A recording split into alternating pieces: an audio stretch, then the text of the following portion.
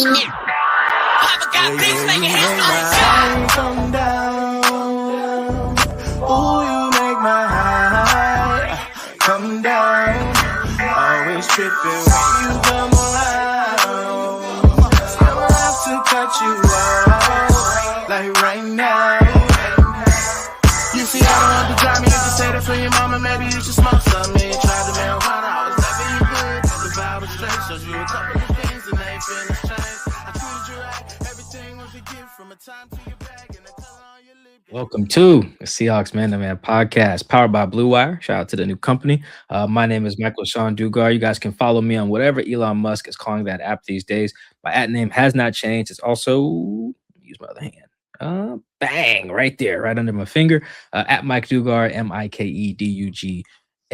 Shout out to everyone who is watching or listening via our YouTube channel. Seahawks Man to Man is the name of the channel. That's Seahawks Man, the number 2 man. Make sure you like, comment, share, repost, review, subscribe, all the good buttons. Please press them for us, not only on our YouTube channel, but also on Instagram and TikTok. Both of those handles are Seahawks Man to Man, again, with the number 2 in there in between the man. So thank you in advance for that love. It means a lot to us. Chris, go ahead, talk to him. What is going on, everybody? It's your boy, Christopher Kidd. You can follow me on Blue Sky and Twitter at CKIDD206, and that's CKid206. It's our midweek episode, so that means 2 things. First, we'll do our one big thing. Chris and I, after watching the film, we'll give you our big takeaway, recapping, and then just what it means for the team going forward, because we're kind of at that point in the year where we got to spin stuff forward. And then on the back half of the show, we'll do our opponent preview. The Seahawks have a big one coming up against the 49ers on Saturday night, week 18. The winner gets the 1 seed. The Seahawks lose, they would be the 5 seed. So to preview that game, we'll have, for the second time this year, Grant Cohn talk to us about that. Love having Grant. Great guest. As you guys will see, great insight about the 49ers. But that's at the second half of the show. Let's do the first half. Let's start faster than the Seahawks do on offense. Sorry. That was mean. They won. I shouldn't do that. But since they did win, you guys know the rules around here. Seahawks win. Chris kicks it off. What's your one big thing, sir? One big thing. This stems from how the season has gone for the running back room. And it's only 2 guys. You know, George Holani gets the carries every now and then, but he's on IR now. So it's really between K9 and Sharp. We all thought coming into the 2025 season, it would be K9, but they're going to limit his carries because Mike McDonald has gone on record prior to the start of the season saying they want to balance it out, keep him healthy, keep him fresh. And I think a lot of people were on board with that. I know I was on board with it. Mike, were you on board with that thought process of balancing it out, giving guys similar amount of carries, 11 here for Zach, 11 here, or 12 or 13 for K9? Before or after I drafted K9 in 2 leagues. Take the fantasy hat off. You're right. All right. Fantasy hat off. Were you okay with that thought process of going back and forth with those running backs, trying to ensure that K9 is ready for what the Seahawks are going to have, a postseason run?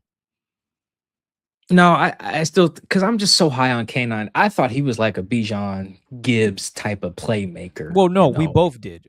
We both saw the explosiveness, his ability to just make a guy miss or run through you. He's really, really good when everything is working right. When things aren't going well, as you saw on Sunday against the Panthers, it's not a good day. But, newsflash, Zach Charbonnet has entered the chat because it's weird. It's real. I don't understand it. Mike has joked around and said he feels like the offensive line and running and everyone else just hates him because they don't do a really good job of blocking when he's in the game. And yes, you've seen cases for Zach Charbonnet where it seems like they don't like his ass either sometimes. But the problem is, what I've noticed throughout this whole entire season is Kenneth, and I talked about it 2 weeks ago, Kenneth Walker will do a phenomenal job on 4 to 5 straight plays. Maybe he catches a pass. Maybe he runs the football. And they will get into the red zone. They'll get in the red zone. Perfect. And you know what happens? Zach Charbonnet comes in. And then you know what happens? They get into the goal, 1st and goal. and Zach Charbonnet stays in the game. And you know what happens? You have Zach Charbonnet, who ends up having this season a career high, 11 touchdowns? And then you have your home run hitter and Kenneth Walker, who is very capable of easily having 11 or more touchdowns in a season. He has five rushing touchdowns. To me, that's I don't know what's going on. It's very strange that is taking place. But then I'm looking ahead and thinking, are the Seahawks okay with having Zach Charbonnet be the one? Now, they haven't started Zach Charbonnet per se, but Mike Macdonald at the end of the game in the press conference, a reporter asked him a question about the carries that were allotted to Zach Charbonnet versus Kenneth Walker. And I'm going to summarize what Mike Macdonald said, but it was basically to the standpoint of, well, he had it going and we weren't going to take the ball out of his hand. But then in my head, I'm thinking, well, all the times that the Seahawks, that Kenneth Walker has had it going, got you into the red zone, got you into 1st and goal, and then he's just automatically subbed out. And you look at the Atlanta Falcons as a good example. Bijan is the bell cow. He's going to get all the touches. They're going to throw it to him. He's going to run it. They'll do whatever it takes to get him the football. When he is tired, that is when Algier comes in and he's a bruising running back and he gets those short yardage. And maybe he does score on a couple of them. But 9 times out of 10, 1st and goal, you're going to see Bijan Robinson out there. So when Kenneth Walker does a really good job on a drive, they get down to 1st and goal, and maybe he had nothing to do with it. Maybe JSN catches a 40-yard bomb, whatever the case may be. To sub him out and then put in the heavy duty back, what is that saying? To me, I don't know. I'm trying to figure it out. Like, I'm still at a loss for words. So my one big thing is, what are the Seahawks trying to do with Zach Charbonnet and K9? Are they getting ready to move on because they like what Zach Charbonnet is doing? Zach Charbonnet is having a phenomenal year. He's had 167 attempts. He's going to probably get 700 yards this year. That's not bad for a backup. And meanwhile, Kenneth Walker, he's not having a terrible season, but for him to be your number one guy, I think he needs to have more bites at the apple, at least at the goal line situation. There's no reason why it should be reversed. K9 should have 11 touchdowns and Zach Charbonnet should have 5. That's how I see it. Because yes, K9 is very capable of hitting those holes. Does he dance around? Yes. He does miss holes because he is trying to dance and make space and create things that aren't there. Sometimes he misses it, but it's not as if Zach Charbonnet is perfect. He's done the same thing, missed holes, and he also doesn't have that speed sometimes to hit that hole. Sometimes he'll hit a hole and he'll just get wrapped up because he's not breaking through there as K9 would. You saw that on that 55-yard run against the Rams. If Zach's in the game, he's not getting that touchdown. He's probably getting 40 yards, and that's great, but that's the separation you have. So are the Seahawks willing to move on from that? But then again, you also think about who's a guy that showed flashes that could be healthy next season, I think will be, and that's Kenny McIntosh. And a couple of plays that we saw, we're like, damn, okay, Kenny Mac. There was something special. Unfortunately, he went down with an injury, and he's coming cheap. So you got an opportunity here to get real cheap. And then, as Mike has said a bunch of times, you can just go draft another running back. What's the running back school, Mike, where you can just go get running backs? It's changed a little bit because, the transfer portal and all that. But before all that, yeah, you generally couldn't go wrong with just like taking the next kid out of like Wisconsin or Alabama. Generally, I don't know if that's true anymore. These kids is moving everywhere, but yeah, in general. My point is, I'll just make it simple. The draft. You could find a solid running back, 2nd round, 3rd round, 4th round, that can do what K9's doing. And maybe the Seahawks are doing that. Now, I'm not stating this is a fact, but I'm trying to understand as to how K9 has just missed so many opportunities in the red zone, in goal line situations, because I feel like he going to find the end zone. He going to run through somebody. He'll make a guy miss. They are literally pretty much benching him when it comes to 1st and goal. I kid you not. I'm out there tweeting like, yo, are they just going to bench K9? And it's not to discredit Zach. He's doing a phenomenal job, as I mentioned. But I'm curious as to what's the process behind it. And I'm thinking perhaps they're ready to move on. And I know Mike is big on success rate, so I was able to pull it up. Zach Charbonnet's success rate is at 42%. Not bad. Not bad at all. And you're wondering, oh, where's Kenneth Walker? Okay, he's not too far off. Where is it at? Let me pull it up again. Kenneth Walker, he is at 36%. And if you guys are wondering what that success rate, it's efficiency metric defined as a percentage of carries that gain a certain amount of yards on first down, second down, et cetera, et cetera. So when you look at it, you're seeing a top back in the league, right? We're going to go with Jonathan Taylor. His success rate is at 44%. Well, like I said, Zach Charbonnet is at 2% below him. Granted, he doesn't have many carries. You all understand that process. But when Zach Charbonnet gets the ball, positive things are going for him in the offense. So I'm really wondering if the Seahawks are okay with moving on. They're saying all the right things now. There's bigger fish to fry. They have goals of winning a Super Bowl. So right now, that's not important. But come the offseason, when it's time to shuffle around guys, you got Kenny McIntosh coming back. You'll have Zach Charbonnet for cheap. My goodness, Kenny McIntosh on a cheap deal. You can go out and draft another running back. You're probably not going to want to pay Kenneth Walker.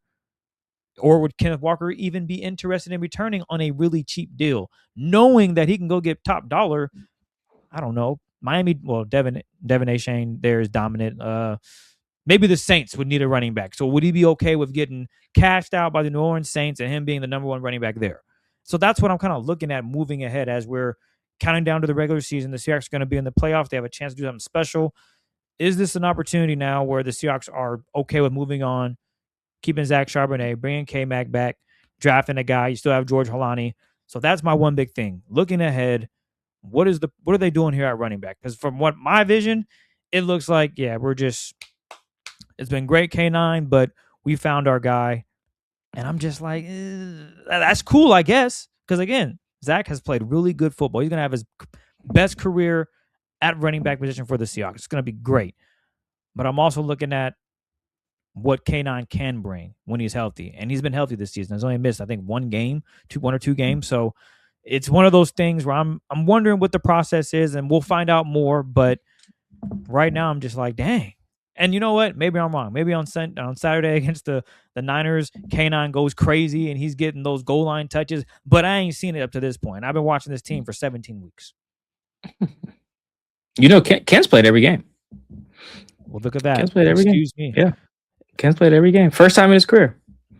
Well, it worked believe. in terms of balancing him out and keeping him fresh. That worked, but now you're not giving him the opportunity at the goal line in certain situations. Like I said, first and goal, you just see number 26. I'm like, God damn. You and Ken's agent both there are peeping that. This is a stat I was looking at. I think I put it in my story. Ken, the Seahawks had a 100-yard rusher in week 16 and a 100-yard rusher in week 17. Yeah. I believe, just looking at those game logs that were the last 3 years, that is the first time since Ken's rookie year that they had back-to-back 100-yard rushers. Wow. And first time since then. I believe Ken did it. I think Ken did it 3 times in a row in 2022. Let me propose a question. Do you think that the alternation of these guys is just messing up the flow?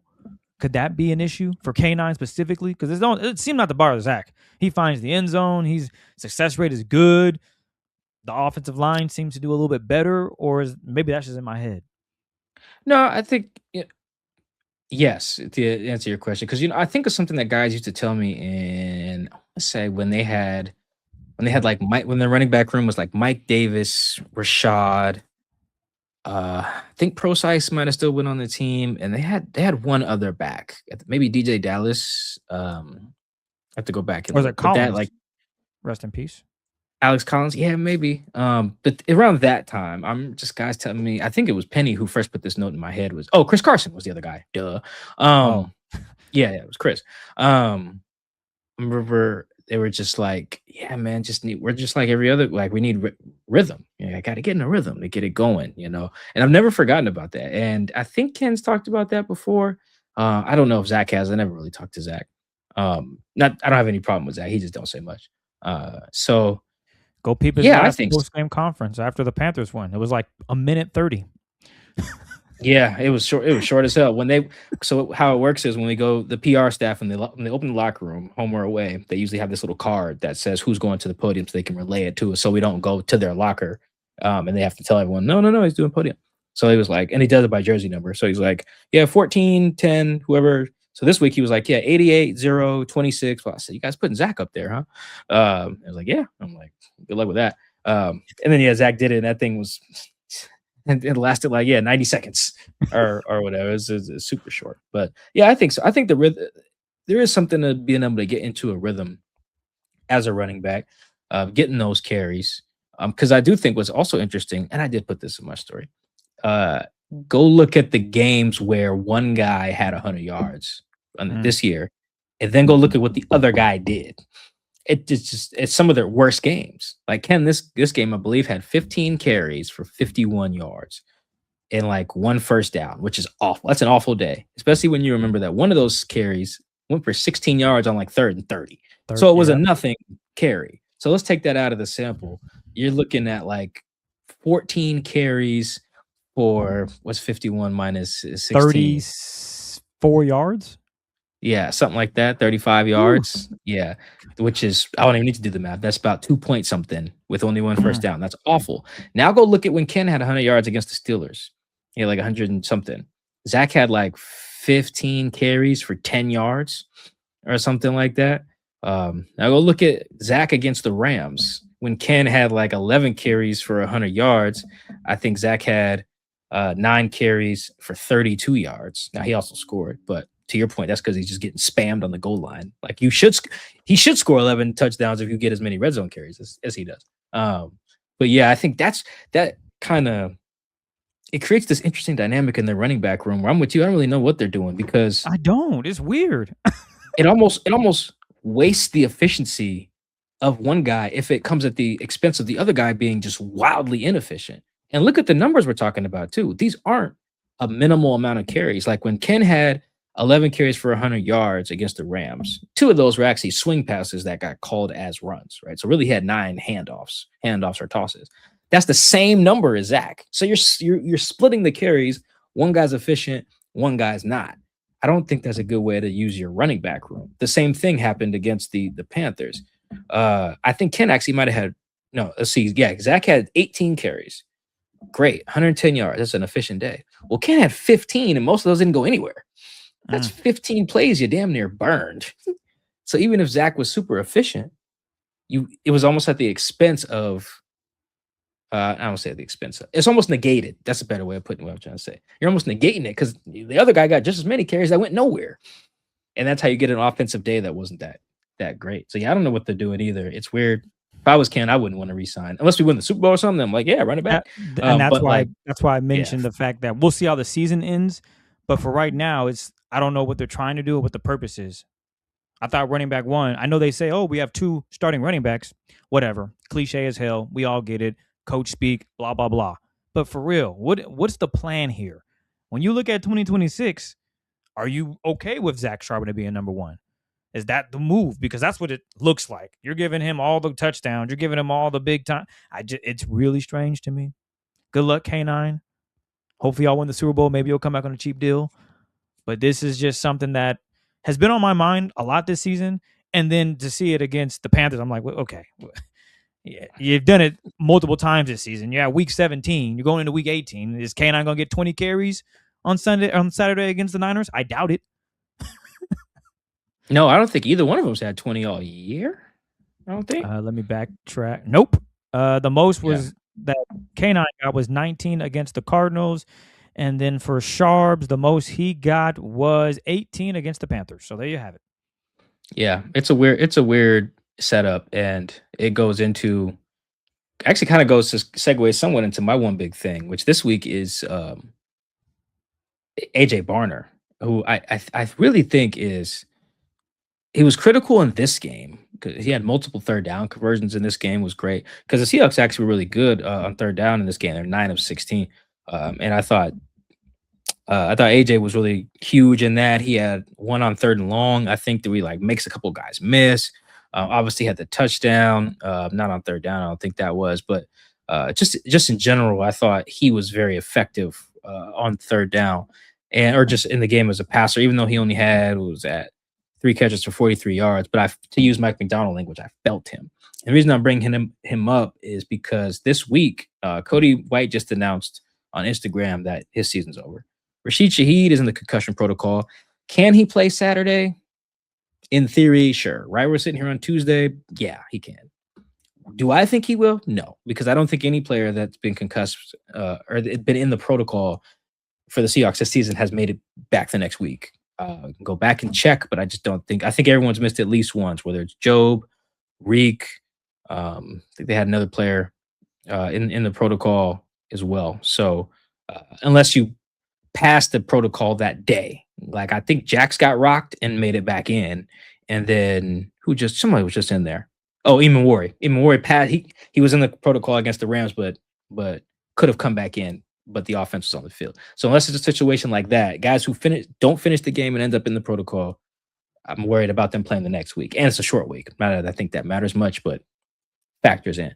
So now you're looking at, and we got to see what that offense looked like, unfortunately, without Shaheed, because they were missing Shaheed for most of the game. I'm not even sure he just had the one target, I think, that he got hurt on. Really, really unnecessary play by Mike Jack, too, by the way. I don't know if we said that on the postgame show, but I don't know why Mike swung Shaheed like that. And now he's concussed. It's really unfortunate. Anyway, we got to see what an offense looks like, and Cody got hurt right before that. So we got to see a no Cody, no Shaheed offense, no Torrey Horton either, who still don't know what's going on there with the shin. Chris, that offense was not dynamic against the Panthers. It was not. Got the ball to Jax a few times. I think Cup moved the sticks on like a third down, but they really actually needed that efficiency from Zach because otherwise they weren't getting explosive plays, really. And there's a strong correlation between explosive plays and scoring points, which is why the Seahawks have this really bad offense in the first half of games. It's one of the worst in the first half of games since week 11.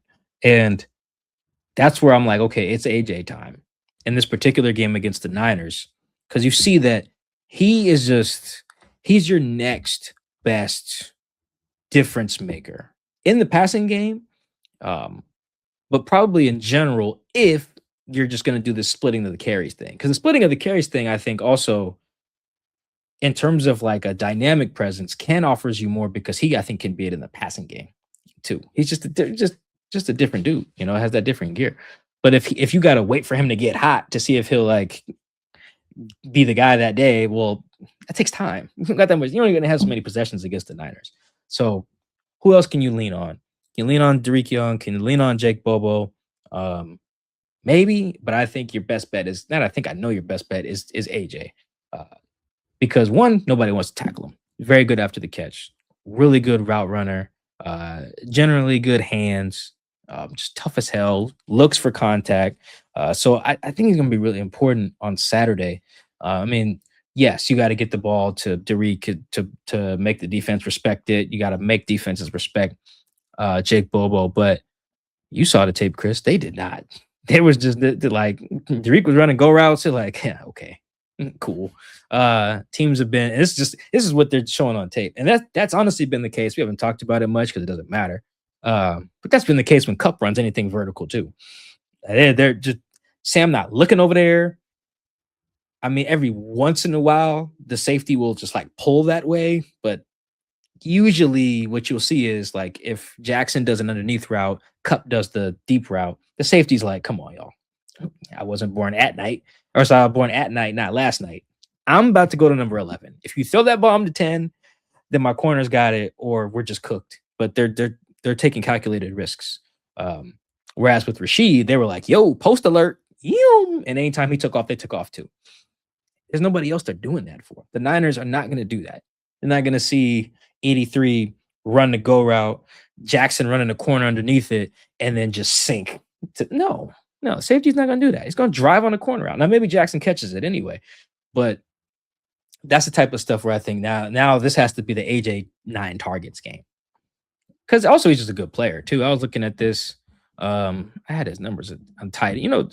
Chris, AJ's having a good year for a tight end in this offense that uses Jax as much as it does. Jax is still taking up like the highest target share of the last 13 years or something like that. But yeah, AJ's got 500 yards and he's got 7 scrimmage touchdowns. Like he's having a pretty good year.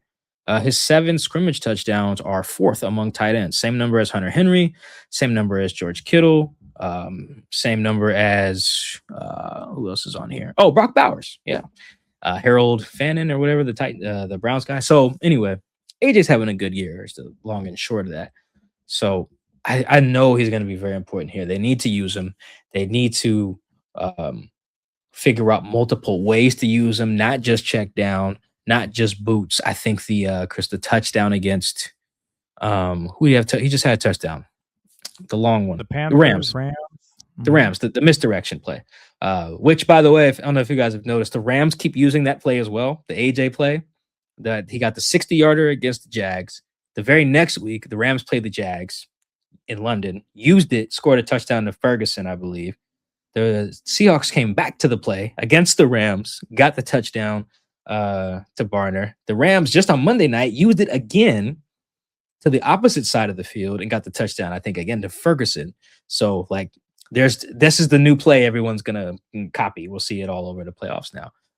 But that shows the ways you can get AJ down the field, get him with explosives. Because as much as I like the other guys and what they bring, it does feel like AJ is the next difference maker. If you're not really sure what you're gonna do in the run game. If I just knew, yep, Ken's gonna get the 20 carries, Zach's gonna play on third downs, catch some passes, I'm like, oh, it doesn't matter. It's like, well, okay, I don't know what you guys got going on there. I don't think, Chris, they know. They really are just like it really just what's the playing it by ear, which I don't like that. I don't like it for either guy, really, which is why I think that one guy ends up having these crappy numbers and the other guy goes off. That just doesn't feel like a good use of that. But AJ is a good mismatch. He's tough as hell. Great red zone target. Yeah, he was my one big thing coming out of this game. Not just because he did good, he only had 3 catches, but because now with their injury situation and how dynamic their offense is going to need to be, and this bad defense that they're about to play, the Niners are bad. We'll talk about it with Grant, but this is the chance. This is like the AJ go crazy game, I think. I forget what his best game is, but yeah, Chris, I'm thinking 9, maybe like 70, 80 yards. Use him in the red zone a bunch. He's also, I would see, let me see what you think about this. I think he's the only guy who could create a mismatch besides Jax. It's kind of to the point. Game. I think it was 2 seasons ago. 2 years ago. The Seahawks were playing the Bengals, and I thought they should have used Kobe Parkinson because they had like a 5'10" corner on him, and I thought they should have started for him. It was 2 years ago against the Bengals on the road. The Seahawks. Gino got destroyed, didn't get the ball off, whatever. I thought, screw all that. The play should be to this guy. He's 6'5". Look at they got a 5'11" corner. Throw that ball up. Let him make a play. And to your point with AJ Barner, okay, you get in the red zone. It's nice to have JSN do what he, just cook everyone. But sometimes it's about just reading matchups. You know what? Hey, AJ, do a little out route. They can't stop you. You're too big. You're going to get hands on the DB, turn around, the ball's in the air. Nothing you can do about it. The best they could do is try to double him, but I don't think they would do that. I think they're going to be okay with leaning single coverage with AJ, trying to double Jax, and that's perfect. Kind of like we saw against the Steelers. Seahawks playing the Steelers on the road. They had Josh Jobe on DK. What'd they do? Or was it Shaquille Griffin? I forget who it was. You get the point. On the Steelers, they had Kobe on DK. That's what it was. For the jump ball, and then for the 2-point on that same drive, they put that big ass tight end they got. Yes, AJ or Washington. I forget his name. Darnell Washington. They just lined him up against Jobe and just threw it. Poor Jobe. Yes. Sometimes you just gotta do that. Go play. And to Mike's point with AJ Barner, that's a mismatch. There's not anybody on that defense. They don't have what's the middle linebacker's name? Oh my gosh, Fred Warner, who is phenomenal and getting it, running down running backs, and he's physical and could probably handle his own against AJ. They don't have that. They don't have any linebacker that can hang with him. So in that scenario, in the red zone. 3rd and goal from the 5, go ahead and give AJ Barner an opportunity. I feel like that makes a lot of sense. Sometimes it really just comes down to matchups. Can your guy beat our guy and vice versa? And I think at that opportunity, Parkinson has proven that he can be that guy. He's been a huge red zone target this season, and he's just a big body that can go up and make a play. Yeah, no, this is the pro AJ pod of the show. It really is because I'm worried now without because I'm already kind of low on their offense because it just doesn't feel very reliable. It just feels like it's almost like a flow chart. Did we get the ball to Jackson? If yes, we won the game. If no, okay, then who else do we get the ball to? And then you check yes or no boxes and then get back to maybe they won the game. But yeah, they just need some. And Cup's going to have his moments too, but it's very clear what they think of Cup based on the routes they have him run, the targets that he gets. He's possession guy. Oh, it's 3rd and 6. Cup runs a out route. Yeah, he runs to the sticks. He either runs to the sticks, runs a little in cut, or runs a little out route, and that's about it.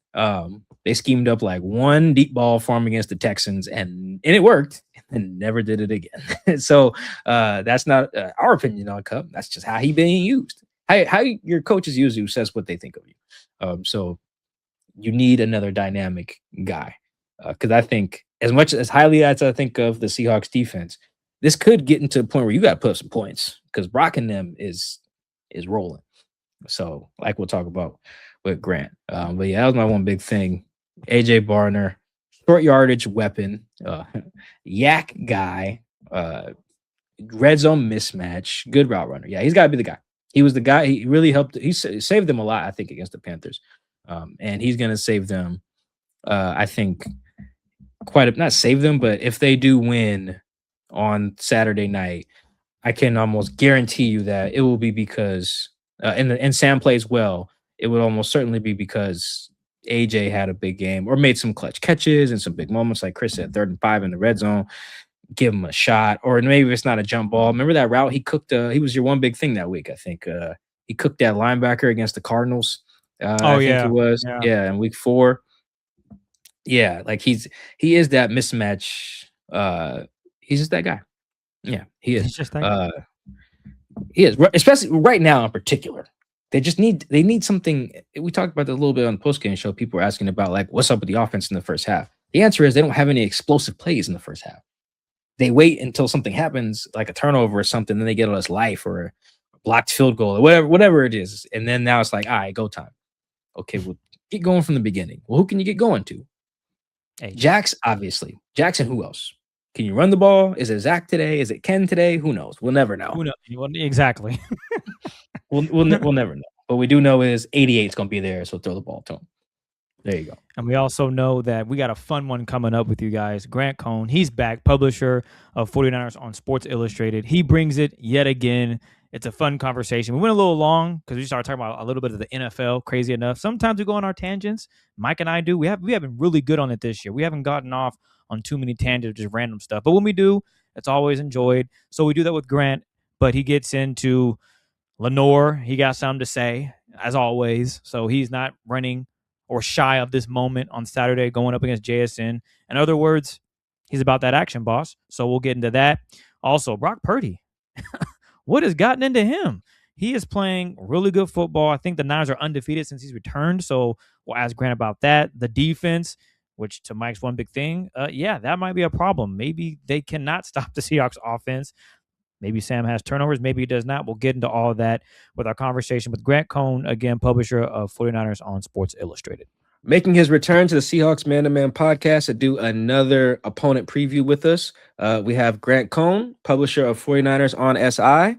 Grant, welcome back to the Seahawks Man-to-Man podcast. How you doing, sir? I'm doing great. Thanks for having me. And Man-to-Man is a fitting title for the podcast for today's show because of one Deommodore Lenoir. We'll talk about that. Man-to-man. Nice. One-on-one. You know what? I was gonna start with the offense, but you're right. That is very fit. Let's do it. Let's go going viral. Yeah, no, yeah. I mean, I selfishly, and I'll explain what I lobbed. I lobbed that to the. Sometimes I see stuff about Seahawks players or fans, whatever, and I just read it, maybe send it to a friend group chat, and don't care. But some stuff, when I really want it to fuel some fire, I will just, hey, let me just throw this on Seahawks Twitter real fast, repost this on Instagram. Let me get people going. And with Lenoir, I had to do that. So here's the clip. I get to, shadow JSN. I'm ready for this. Like, I hope he's ready. Anything you'd rather have? Anybody you'd rather have? Man-to-man coverage, me and him. That's what I want. We got your boy Lenoir, Grant. Tell us about my man just jumping out the window and saying he wants to smoke with JSN. What's up with that? All right, this was right after the game. There were like 3 writers around him, and I love Lenoir. He's always available. He always wants to talk and say something, and he wants to smoke. All those things are great things, especially for a young cornerback. The question was, are you excited to face the Seahawks? And he just goes, yeah, man, I want JSN one-on-one. I want to shadow him all game. I want, like, all right, well, good luck. I don't think the Niners are going to let you do that, but it's nice to put it out there. And the only people that's really going to hear that and be moved by it is the Seahawks. So I hope you really want the smoke because you're definitely for sure going to get it. Yeah, no, it was here's why I love that beyond just the the trash talking rivalry nature. Yeah, it is that he knows that Saleh basically locks guys to a side like most DCs do. He knows this ain't like if you actually get to travel, He's like, you know what? Doesn't matter. Let me get it anyway. He knows that Jackson hit these guys for was a $120 last time. They didn't stop him last time, although Lenoir only got he did this in the target. Super Bowl 2 years ago. He was like, I want to be in the slot. That's where all the action is with this Chiefs offense. Put me in the slot. Wilkes didn't, and they lost. So this is the second time Lenoir's done it. Maybe they'll let him actually step up. Because honestly, if they don't put him on JSN, he's going to go for 130 again. And maybe he will, even if he does have Lenoir on him. But if he doesn't, it's going to be 9 catches, 130 at the minimum. Go ahead, Chris. Yeah, I was going to ask you about that. So if you were Saleh in this scenario, would you say, you know what? We want the number 1 seed. Lenoir, you've been talking. You got it. You're going to shadow him the entire game? Or do you just allow JSN to have a good day and maybe you shut down everyone else? I would like to put Lenoir on JSN because who else are you really scared of in this offense? Like AJ Barner, Cooper Kupp. The running game is good, but the Niners' run defense has been solid. I mean, their problem is that they have 0 pass rush, and they can't really stop the pass right now. But if you put Lenoir on JSN with the safety over the top, I mean, at least you force Darnold to beat you some other way. I think that gives you a pretty good chance. I was looking at, I haven't watched Lenoir much, and when I do watch the Niners, he doesn't get targeted. So I'm like, is he playing well? I don't have time to watch the film. So I was like, okay, what do the numbers say? I did a little dive last night. So we got passer rating allowed, 62nd among corners who have played at least 300 coverage snaps. I think it's like 104 or something like that, point something, whatever. Upton Stout, the rookie's 61st. For Seahawks point of reference, Spoon is 59th at 98.6, and Spoon just made his another Pro Bowl. That's Akello, right? Former 49ers legend? No, sorry. Devin Witherspoon. Devin Witherspoon. Okay, sorry. Yeah. No, it's all right. They're both Witherspoons. Podcast for a second.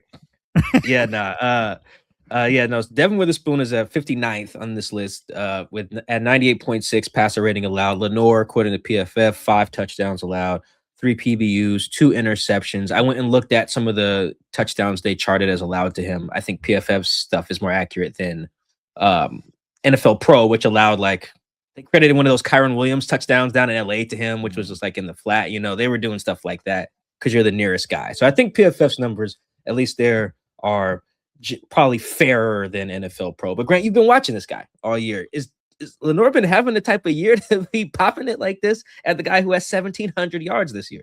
No, he's been real quiet. And it's like, why is that? Well, he's playing the left side of the defense. He's playing a lot of zone. There's no pass rush. Teams are kind of avoiding him. But when they go after him, he's not making plays like he did in the past. So I can understand why he says he wants to play man-to-man coverage. I can understand why he says he wants to play in the slot because then he'll be back in the action. And right now, all season, he's just been sort of, hanging out. He gets a couple of shots a game. But, even when he does get opportunities, he doesn't look like an all-pro player. The tackling hasn't been great. The physicality hasn't been great. He's been doing more. I like Lenoir a lot. But he's been doing more talking than playmaking, and this week it could. They're coming after him. I feel like they're coming after him. Why wouldn't you? Fair. I don't blame you. So I know Mike was probably going to ask this, but he asked for it. He did. Why didn't John Lynch go after anybody, in the pass rush? And here they are with an opportunity to get the number 1 seed, and they have no pass rush. They're 30th in the league. They don't get anything. It's just me, you, Mike, Russian, and we got another fourth guy, and that's the D line right now for the Niners. It's so hard to explain that one. It's like, did the owners not give you the budget, or were you guys just depressed because Fred Warner got hurt a couple weeks before, and you were like, man, it's hopeless. We can't do it. And then you look up now, the rest of the league is going through their issues. The league is very mid. And it's like, man, if only we didn't have the worst pass rush ever, maybe we could be Super Bowl favorites. Like, there were so many pass rushers available too. Edge rushers, guys you have to give like a second, third, maybe a fourth round. Draymond Jones was available. I mean, guys who aren't awful. And the Niners are like, nah, there's just no point. Why should we even try? It was very navel gazing. And now all of a sudden they're like, no, we have the team. We can just score 40 points every game. I don't think you're going to score 40 against Seattle. I think what you're going to have is Sam Darnold standing there. And every quarterback, when they're just standing there with no pressure, is the best version of themselves. Sam Darnold can make some great throws. You're playing with fire like this. I mean, Caleb Williams looked incredible. I've never seen him play that well because he's just standing there. So, yeah, I think the Niners messed up. And when they ultimately don't win the Super Bowl this year, it's going to be because of this decision right here. Who did you mentioned Draymond? Were there some other? Who should they have gone after? Who else? If there was anyone, I can't remember right now. There's Bradley Chubb was available. There was Jermaine Johnson from the Jets, who Robert Saleh coached. There was Jalen Phillips. I mean, the Eagles got him for a third round pick. That would have been a money trade. Third round pick. It's significant, but why are you playing for next year? I mean, Trent Williams is 37 now. George Kittle is 32 now, and they're in and out of the lineup. Make your stand now. I just. But hey, maybe they'll win the Super Bowl anyway. I don't know. This season doesn't make any sense. Maybe you can win the Super Bowl with a defense that has 18 sacks. It's possible, I guess. Yeah, 18. No, I was reading that number to Chris before we came on. That is, I didn't know it was that low. And yeah, they are, for some more numbers on this I looked up last night. The Niners are 32nd in sack rate, 32nd in sacks, 30th in pressure rate. Like this, you're not joking. Like this is legitimately the worst pass rush in the league. And yeah, it might be the worst. If they get the 1 seed, it would easily be the worst pass rush to get the 1 seed. And their new thing is like, just don't rush the quarterback at all. Drop 9. It's like, okay. Okay. That is mind blowing. One more numbers thing, because you mentioned Draymond, and I forgot about him as a guy who got moved to the deadline to the Ravens. You know, Seahawks legend Draymond Jones, who has 2.5 sacks and a pressure rate, 14 quarterback hits, and a pressure rate of 12.6 since joining the Ravens. That would be the tied for the second highest pressure rate on the 49ers, which currently Bryce Huff at 12.6. So Draymond would have been their best pass rusher. Bryce Huff hasn't had a sack since week 7. The other edge rusher is Cleveland Farrell, who was on the Chargers practice squad, but they cut him. They were like, we don't want to give you $5,000 a week. Sorry, man. This is not worth it. Oh man, this is crazy, man. So I was full disclosure, pre-production. At first, me and Chris, we have like this Google Doc when we go through our notes for when we have guests and stuff like that. We just throw questions in there during the week. And there was a question in there about like the defense. So I'm like, okay. And in my head, I'm like, oh, maybe Robert Saleh has held this together. You know, he's done this. He's done a good job, it seems like. And then I dove into the numbers and a little tape. And now I have a different question for you, Grant. Is this defense just ass? That is the question. And I think it is it just ass? It's mostly ass. It's primarily ass. But you got to give them credit. Like, on the final play of the game, it was like, 5 seconds left from the 5-yard line. They didn't give it up. They found a way to get the stop, and they've been doing that this season. So like, it's not costing them games. It's well coached. It's somewhat clutch. But any defense that has 0 pass rush is by definition ass. Ass. I mean, go back and look at the last time the Niners faced the Rams. The Rams are really struggling. They didn't struggle against the Niners. They never punted. They scored 42 points. Easy. There were like Stafford threw touchdown patches to like Davis Allen, Terrence Ferguson, Colby Parkinson, like no problem. Yeah, I mean these numbers are just. I mean, it's not just the numbers, but I mean, watching the games, I know what you're saying, and then I go look at it, I'm like 26th in EPA per play, 17th in points per drive. This is a fascinating one in the Lenoir context. 22nd in yards allowed to receivers. So like guys are just running, and then they also don't force turnovers. Yeah, what the? How are these guys even in the? I don't understand it. I don't get it. And I'm I just think basically trying to be nice over here because it doesn't make any sense. And if they win the Super Bowl, I'm just going to have to retire because I this forget. doesn't NFL doesn't make sense to me anymore. I forget. I think What? it was I think it was the Warriors. They were just like, yeah, we don't play great defense, but we're about to outscore you guys because they had KD. That was in the 2017 season. They just beat teams 140 to 110. It's like, yeah, we don't have to play too much defense. We just score hella. If the Niners do that to the Seahawks this week, then I'm sold. Because still part of me feels like, man, okay, you face the Bears at home, you face the dead Colts, you face the dead Titans, you face the dead Browns, like you faced the Panthers and it didn't look that great. And that was about a month ago. So we've seen you face the Seahawks already. You scored 17 points. You won, but it's not like your offense was that. So if you score 35 in this game, I'll accept that Brock Purdy has just improved tremendously and Kyle's improved and they just have it. But part of me feels like they're going to score 23. Fair enough. Let's go to that offense because Kyle Shanahan has leaned on CMC, and he is having a phenomenal season. Going into the game versus the Bears on Sunday Night Football, CMC led the NFL with 372 touches, 43 more than any other player, and I imagine he'll finish the season as the leader, putting him in the likes of Eric Dickerson, LaDainian Tomlinson, and Emmitt Smith. Given how heavily the offense runs through McCaffrey, are you expecting the Seahawks to sell out to stop him? And how much does that open things up for the rest of the Niners offense? Yeah. I mean, you have to find a way to stop Christian McCaffrey. Ideally, you want to do it without loading the box because once you go single high, then Kyle Shanahan and Brock Purdy are going to destroy you. I mean, they will. So if with their play action, if you can do two high safeties, you'll take away their play action game, the explosive plays. And if you can stop Christian McCaffrey, which frankly most teams have been able to do, he's been going off the last 2 weeks, but just 3 weeks ago against Tennessee, he averaged 3.3 yards per carry. Their run game isn't great. If you can limit him and put the game in Brock Purdy's hands, you got a chance. Because everything people say about Sam Darnold kind of applies to Brock Purdy too, even though he's like a better dancer and he conveys like more confidence than Sam Darnold, who kind of has that like Eli Manning face all the time where it makes you feel like he's not gonna do it. You know what I mean? Like Brock's good, but like they don't want him to throw a lot. It's kind of like the Jordan Love syndrome. Jordan Love's always got the top QBR and he has all this efficiency, but he's throwing like 29 passes a game. Why is that? Well, maybe because their play caller doesn't really truly 100% trust him. I think that's the same thing with Brock. Like they want to throw 33 passes. If he was really that guy, I mean, when Mac Jones was here, they won a game throwing 49 passes. They don't ever call games like that if they don't have to for Brock Purdy because he's 4-4 in his career when he throws more than 35. So you got to put the game in his hands, make the Niners one-dimensional because you see his numbers and what's his interception percentage this year? 3.7, something like that. Yeah.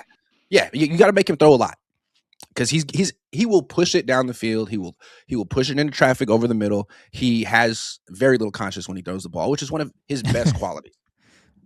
Yeah, you know what was interesting about I feel like a Brock Purdy assessment in a nutshell, or maybe not assessment, but was the interception, the pick six on Sunday Night Football. I was with you. Like I thought, like why would you throw that? You know, it's like it's a Jalen predetermined. Johnson, I like what you said. It was a predetermined pass to a guy who wasn't open, and Yep. And then I saw Kyle's remarks to you guys was just like, no, you throw that every time. Like the guy jumped on. I'm just like, it's this scheme that like lets guys throw blind. I guess, but and it can work sometimes. You guys are to a spot, all these dig routes over the middle end up open.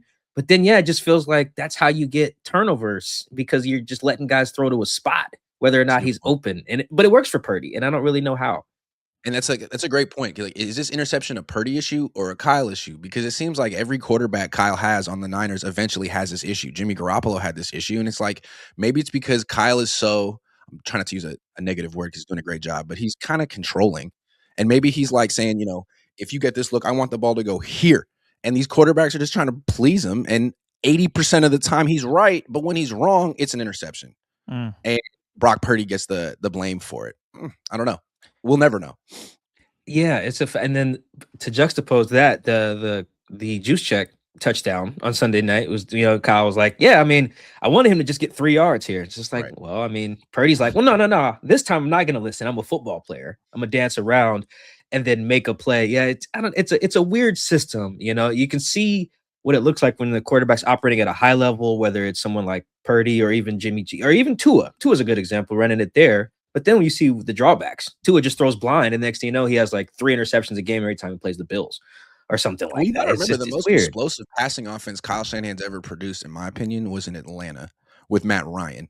And Brock's really good, but Matt Ryan wasn't scrambling around. He was standing in one place and gunning it down the field to Julio Jones and Taylor Gabriel. And I still feel like Kyle Shanahan thinks that while, mobility is nice for a quarterback, that it's not really super necessary in a system run by Kyle Shanahan, as proven by the 2015 Atlanta Falcons or something. Yeah, it's like do what I say, Right. and you'll succeed. Yes. The first time Ricky Pearsall faced off against the Seahawks, he had 4 for about 108, and he had some pretty big catches. How has he played throughout the season from that first matchup against the Seahawks, and how do you expect him to fare in the second matchup where the Seahawks defense has definitely elevated? And I'm assuming his game has too, but what are expectations there from him going up against the Seahawks defense, who is now number 1 in a bunch of different categories? Well, if I remember that game correctly, he just kept abusing Reek Woolen over and over and over again. So I don't know. Is he still playing? Is he still? He's much better. He is not a liability. He is he's quietly, no one's throwing his way. Like, he's doing really good. He's playing really good ball, getting some pass deflections. The Niners throw his way.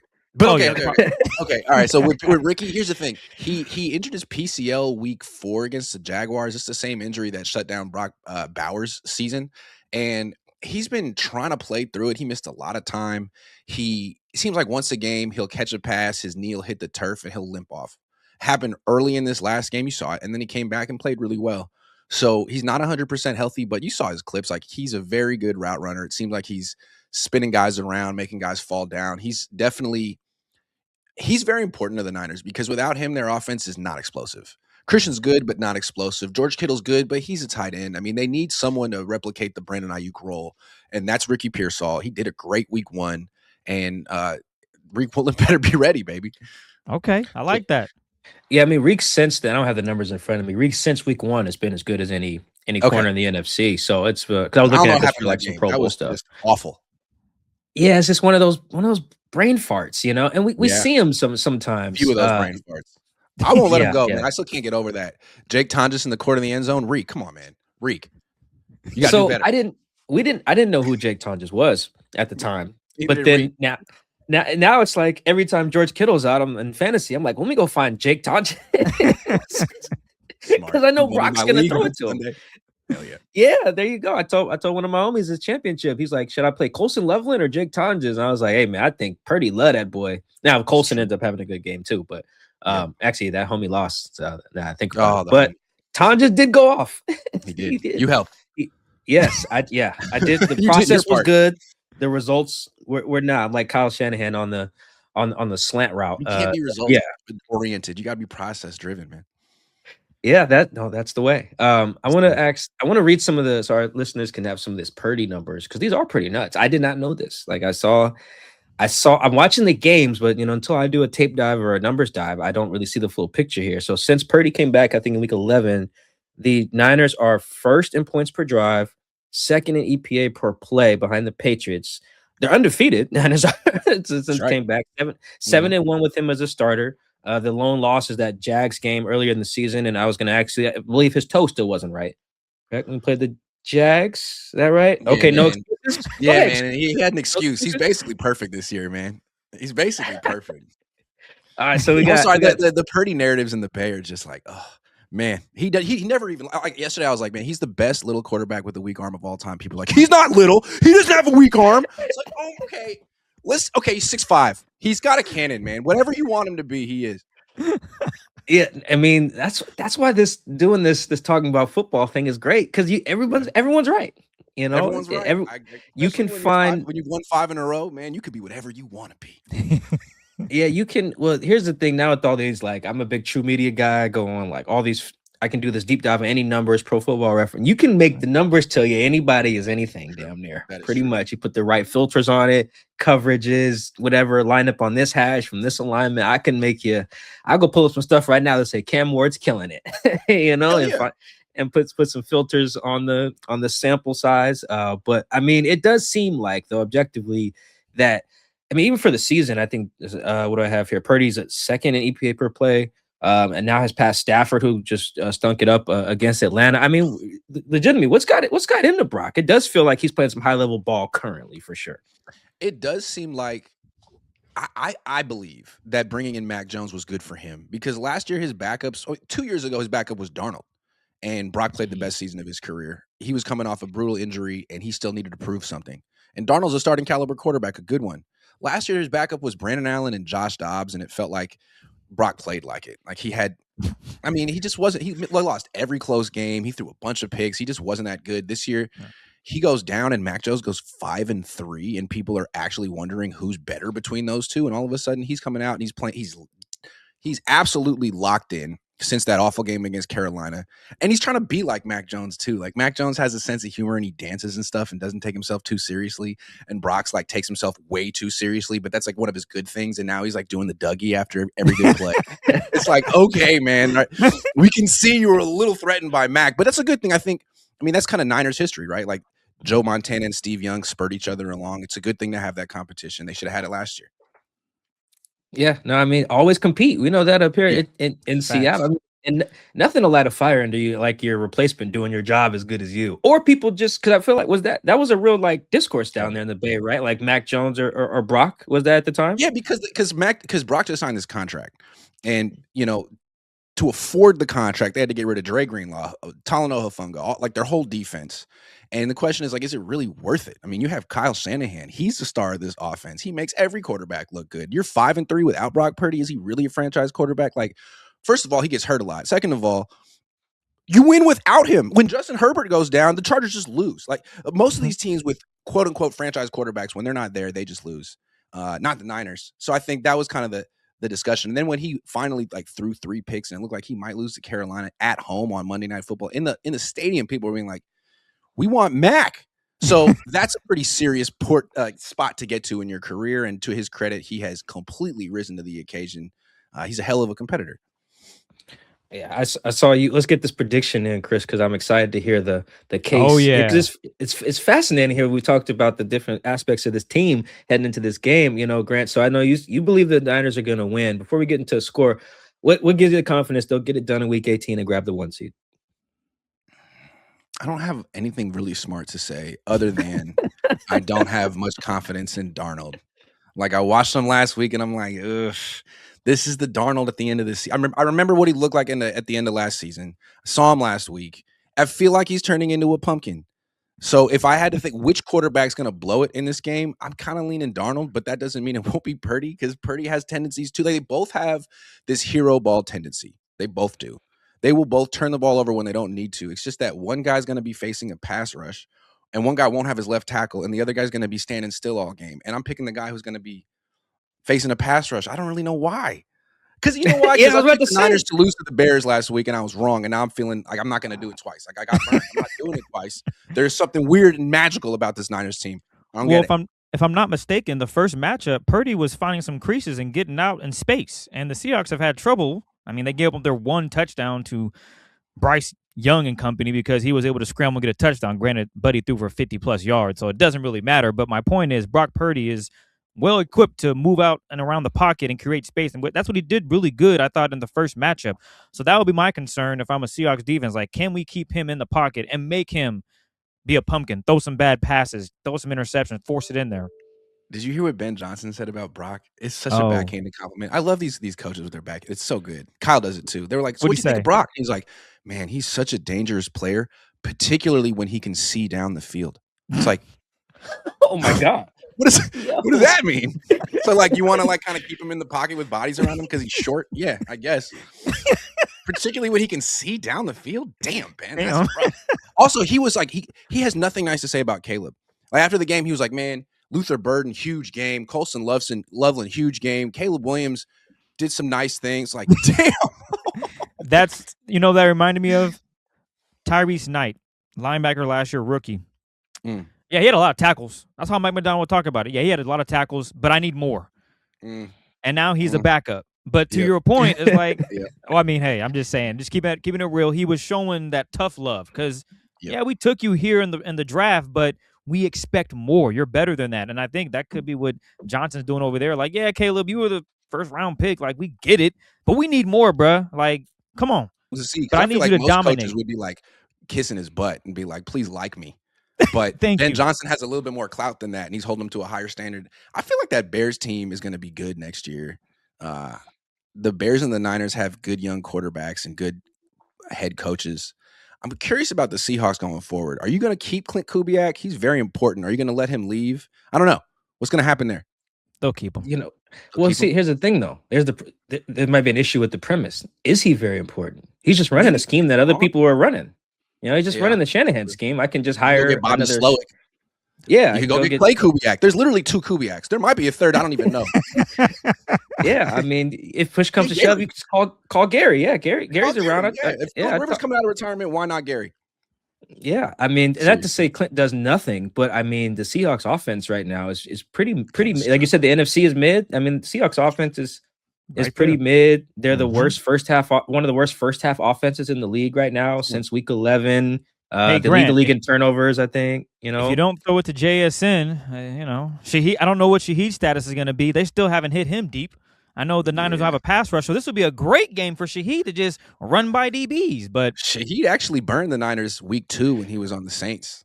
Go back and look that up. Yeah, I did actually. He just ran right by the safety. I'm like, yo, is this really bad safety player? Is he really like that? Which is it? Probably a combination. That's why when they made the trade, I was like, oh shit.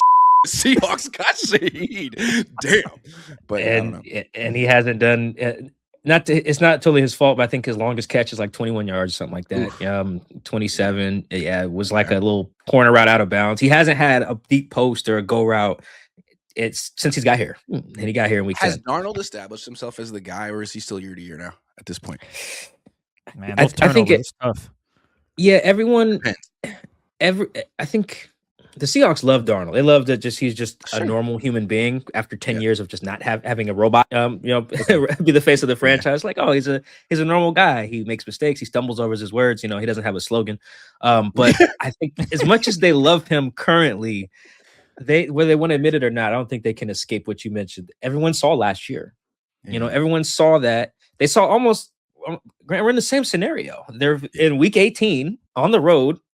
Fighting for the 1 seed, and if they lose to the 5, it is literally the same scenario as last year. If he loses, he's like twice. He's like stamped as this loser. But if he wins, it's like a whole new career for Sam Darnold. So much at stake for him. Yeah, and Sam can't get caught up in that. But that's the reality of the biz. Like, yeah, if he goes out and just plays okay, but they lose again, and for the second year in a row, he's the 5 seed, and let's say they get bounced either at Carolina in week 1 or round 1, or they got to come back up to the Bay and they lose again. Then now what? Is Darnold your guy? Like they already have an elite. Yeah. They have an elite defense and special teams, and a 1,700-yard receiver. It's like what? And a good old line. It's like, damn, Sam, what more do we need? Do we got to throw for you? So he's a good player, but I think whether the organization will say that out loud or not, I think it's still wait and see, because if he does turn into a pumpkin again in week 18, I mean, the difference between getting the 5 seed and the 1 seed. Yeah. That's the season's on the line for both teams, I would argue. On the other Saturday. hand, though, he comes up to the Bay and beats his former. If Brock loses to his former backup, man, not that I would like that, but I would be there. Yeah, you would. You're smiling right now. You would like, man, wow, what a story that would be. Like the Niners think they got it in the bag right now. They're like, this team, it's Sam Darnold. Okay. All right, man. All right. Let's see. Because you got this. Your quarterback has the same tendencies. Let's see it. What's the score, Grant? What you got for a score? I feel like it's going to be a 31-28 kind of game. Is that am I tripping on? Can the Niners score 31 on this defense? They scored 17 the first time. I'm trying to think. Brock don't have to go crazy. 31 seems like a lot. But can the Niners hold the Seahawks to 24? Sure. Sam gets a fumble and throws a pick. There you go. I guess. I mean, they just gave up 31 to the Bears. 7. All right, man. Let's say like 20, 27-24, 28-27. I don't know. I don't have a great. I'm picking the Niners. Yeah. So for reference, the Seahawks have given up more than 20. So wait, what score are you going with so I can give you the last 27-24 Niners. Okay, so 27 points. The Seahawks have given up 27 points. That's 1. 2. They've only given twice. They gave it to the Rams in week 16 and the Bucks in week 5. How much? So the Rams did just score 37 on this defense. Yes, 37. The Rams scored 37, all on offense too. So no special teams, no defense. So the Niners might be able to put up 30 to your on question, as well. real quick, the Titans scored 17 points on defense. They had a punt return. That's right. Okay. Yeah. So yeah, it's 27 only happened twice. Bucks in week 5, they scored 38. Woo! And then the Rams scored 37. So they've been lit up twice, but twice in 16 games. So it's I mean, if Kittle the doesn't play, sample they're not size is scoring large enough. 27. But I think Kittle probably will play. Trent Williams, I don't know, man. If I had any guts, I'd pick the Seahawks to win this game. I'm sitting here like holding myself back, but I'm not going to pick against the Niners 2 weeks in a row. I don't have that kind of fortitude inside myself. I'm sorry. No, you're okay, man. It's all right. We feel like we're getting the real. I just don't have that much confidence in Sam Darnold. If I had an ounce of confidence in Sam Darnold, I'd do it right now, right here. Oh, I don't. Around Seattle, people are saying out of a scale of 1 to 10, 1 being don't trust him at all, 10 being I could trust him going in the playoffs. You got people saying 5, 3.5, 4, because he's turned the ball over at least once every week. And at some point, a good team is just not going to work. Like, they got very fortunate that Shaheed returned a punt for a touchdown against the Rams because they were going to lose that game. Shaheed sparked it. So he was, special teams, as Mike alluded to, is really, really good. It's elite. So shout out to Shaheed. That's why they went and got him. But if you go up against the Niners and turn the ball over twice, 2 interceptions, I don't know if that's going to be an opportunity for you to still win the game. You could potentially. Do you know how many interceptions the Niners defense has this season? Let's say 7. That's a number I don't have. Oh, they have 6. 6. Well, you need fumbles. It's all there for Sam Darnold to light him up, man. Come on, dude. You got no pass rush. They got no safeties who can cover. They don't have any playmakers. Maybe Lenoir, but the rest of the field is wide open, and he's not. Like, Sam, you can make a lot of money this weekend, man. This is your whole career right here. Just beat the Niners. No. It really is. You said that scenario, like, what if he comes and beats the guy he used to be the backup for? No, they should have a contract for him. As soon as the plane lands in Seattle, you should have a new contract. I know he's got 2 years left, but that should be, here's your new deal. We got the 1 seed. They should win. I haven't made up my mind yet. I'll wait and see what the injury report looks like for both teams. Kittle matters to me. Trent Williams, you mentioned, has got a hamstring injury. Charles Cross, the Seahawks left tackle, has missed the last 2 games with a hamstring injury. As well. So we'll see if he can play. It could be the battle of the backup left tackles. Maybe that decides this game. I mean, who has the better run game, the Niners or the Seahawks? Ooh. I probably the Niners run game really like the Niners did nothing on the ground against the Seahawks week 1. Nothing. The Seahawks didn't do anything against the Niners on the ground week 1. Who has a better defense? The Seahawks by far. Yeah. Who has the better quarterback? The Niners by a little bit. Who has the better offensive play caller? The Niners. It just seems like the margins in this game are kind of thin, except for the defensive disparity. That's the way but I'm still picking the Niners because I'm a coward. You were. Before we get you out of here, I would say that if you just look at it that way, like by position group or unit, special teams is probably a push. Both teams, I think, are 1 and 2 in special teams. EPA, the Jets are up there as well. Whatever. So the offenses, the Seahawks offense is good on the whole, but if you look at since Purdy returned, the Niners offense is one of the best in the league. Seahawks is decidedly mid. The defenses aren't even close. Seahawks have one of the best in the league. The Niners, we talked about, are bad. Like, on paper, this probably favors the Seahawks by a smidge. By a smidge. But you also have the quarterback who leads the league in turnovers on the Seahawks. So maybe he leads the league in turnovers? Yeah. He does. And he leads the league in turnover rate as well. Oh, man. Sam. Come on, dude. What is this, year 8 for you? Come on, man. No, it's gonna. I can't wait. To get down there and watch this good game. People just don't Saturday change. Night. That's what I learned. People just don't change. He's the best little quarterback with a bad arm in the league. That's a great. Was that a backhanded compliment? I meant that sincerely. I don't understand. Well, I was trying to, when you said that, I was trying to think of other quarterbacks. I guess Drew Brees was a little quarterback with a weak arm, although I always thought Drew Brees had a lot of zip on his passes that Brock doesn't have, but I don't know. No, younger Drew Brees had zip. It turned into a noodle down the stretch there.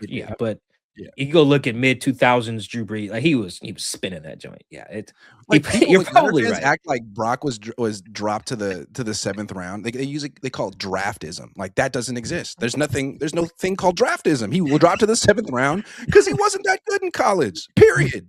And his traits weren't that good. I mean, he wasn't a victim of society. Like he had 4 years to prove himself, and God love him, he landed in the right system with Kyle Shanahan. If he went to the Jets, we wouldn't know who he is. Yeah, I mean, to your point, I mean, you know why he dropped is because he's short with not a strong I'm just saying, arm. That is athletics, man, and it's great what he can do to overcome that stuff, but he has to overcome that every play, and that's why Ben Johnson had that slick little line about him being good when he can see. Yeah, I mean, there's not that many quarterbacks his height. I'd have to look it up and do a full thing, but his height with that arm strength, which is subjective, obviously, you're not looking at many guys. It's really just Brock and like Bryce Young right now. Correct. That are Similar. starters. It's crazy that Bryce Young was the number 1 pick in the draft, and I maintain that he was the number 1 pick in the draft because Brock Purdy exists. People were like, "Oh, that skill set works. I'll just take a 5'10" guy." Like, yeah, I guess if you have Kyle Shanahan, maybe. Yeah. Now, and they gave up 3. They used 3 first-round picks on Bryce, basically, or something like it was multiple and DJ Moore. Like they gave up. Well, when he finally winds up on the Niners as Brock Purdy's backup, he'll kill it. Now you guys got to get Tua. Oh yeah. That'll be Brock's. That'll be Brock's backup. Yeah. All right, Grant. Before we get you out of here, plug whatever you want. Any channels, anything you got coming up for the week. People are probably gonna be following you, seeing what other trash talk the Niners have for it. So plug anything you got before we get you out of here. Yeah, I'm on YouTube, I'm on Twitter, I'm on Facebook and Instagram and TikTok, and I'm just gonna be going to Deommodore Lenoir this week in the locker room trying to get him. So we'll see if I can succeed. I think he's got more to say. So you were saying about JSN, you got Seahawks fans wanted you to expand on that. Love it. All right, well, appreciate you, Grant. Thank you for joining us. Love when you're on. Maybe you guys need to play again. Now you're back on. I feel like they're gonna face each other one more time. NFC Championship game. It's gonna happen. The Rams are falling apart. It's not gonna be them. I would love that. All right, we appreciate you, Grant. Thank you so much, man. You take care. Thank you. All right, big thank you to Grant, man. Great guest, great insight. Love having him on. I'm selfishly now hoping that that the Rams and Seahawks do meet again in the NFC Championship or something like that. No matter where it is, here or just who did I say? Rams. Oh, sorry, the Niners and Seahawks meet in the NFC Championship. That'd be great. So, thank you guys for tuning in. Appreciate the love and support. Make sure, let's see if I can remember everything. Instagram, TikTok, YouTube, the Seahawks man-to-man channel handles. Go like, rate, comment, review, subscribe, reshare, repost, everything. We appreciate all the love and support. Press all the good buttons on those apps. Thank you in advance for doing that. As Chris is showing for our visual audience here, you can get copies of my book, The Franchise Seattle Seahawks, A Curated History of the Legion of Boom Era. Update, currently out of physical copies as well now. But I got another shipment coming right after the new year. I think it's supposed to be here on like the 3rd or something like that. So if you want a hardcover signed copy, you can hit me up, DM me, whatever, your DMR Seahawks man-to-man account. I will get your books. I'll have a few with me down in Santa Clara. Not many, but I'll have a few. So if you want one at the game this Saturday and you'll be in the Bay, hit me up. So yeah, appreciate the love. They're selling like hotcakes. Every time I announce that I got more books, they go. So if you want one, hit me up. I'll make it happen. Well, there you have it, ladies and gentlemen. We'll talk to you guys. Standout plays will probably drop on Saturday before the game, I believe. Will that work for you as well? No, we can do them Thursday night. Thursday night. Why am I forgetting how we do this process? Anywho, yes, you guys Thursday know what the drill Friday. is. You guys will have standout plays on a Friday. I think it's the second day of the new year. Mm-hmm. Whatever. Yep. Anywho, have a good, safe, happy new year, ladies and gentlemen. We'll talk to you guys on Friday. Later.